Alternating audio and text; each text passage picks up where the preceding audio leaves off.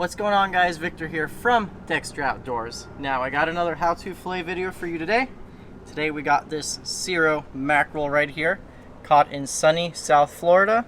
About 3 to 4 pounds, a very healthy size Cero Mackerel, and delicious, not to be confused with the Spanish Mackerel, which you can tell Spanish Mackerel do not have this solid line. These are Cero Mackerel, and Kingfish get a lot bigger and also have a lot skinnier, not as broad of a body. So, the knife we're going to be using for today's fillet demo is this 7-inch narrow ear cut fillet knife. So the cool thing about this knife is that you can mold it to your hand. All those instructions will be linked below, as well as the knife linked below. The way we approach this fish, just with it, like with any fish, you always look to see where the head meat ends. So that's the soft part of the flesh. You go towards the skull and you kind of find where it ends, and that's where you make your first cut. So I'm starting down here. Gonna go around the pec fin and into the head to get that head meat. And then when you get that head meat, doesn't matter what you've been taught about filleting, the only thing you have to remember is your knife needs to stay on the spine. Be aware of a backbone, and there are so many different ways to fillet fish, but you always want your knife to maintain contact with the bone, the spine. That way you're not just gliding over meat and cutting aimlessly. So I want my knife flush with this fish's spine. So I made that initial cut, and now we're just going to follow the spine all the way down to the tail. And you can really hear and feel when you're on the hard part of the spine rather than just through flesh. You guys will see it in a second. So you see there, you do that, you get to the backbone. And the reason I did this, I could easily, you probably have seen mackerel filleted, where some guy just takes a big knife and just goes one big swoosh down the one side and one swoosh on the other. You can do that, but you do miss a lot of meat doing that.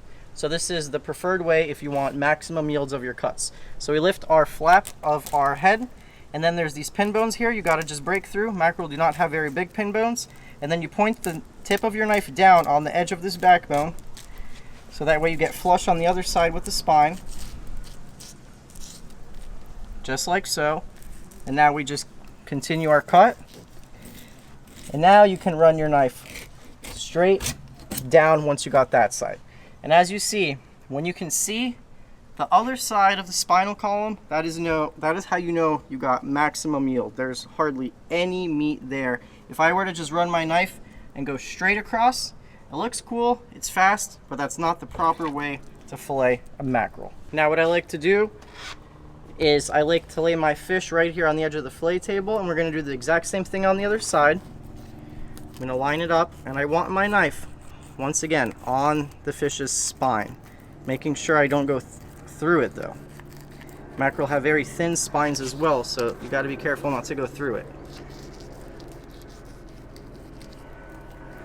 Come up here into the head, around the pec fin, down to the belly, and just feel along the spine all the way to the backbone. On the other side of the backbone, point your knife tip down, break through the pin bones,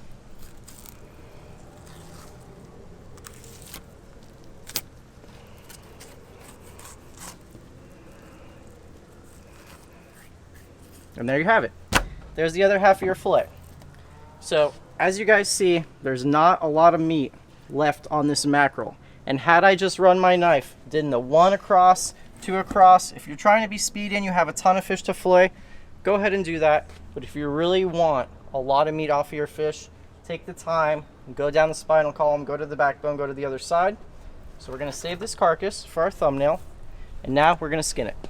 When you get to this part, you can either leave the skin on or off. For tonight's dinner, we're gonna prepare it with the skin off, but you 100% can eat it with the skin on, and it's super delicious. Pan-seared with the skin on is great. For skinning, I like a narrow, long knife, such as this 9-inch, also linked below.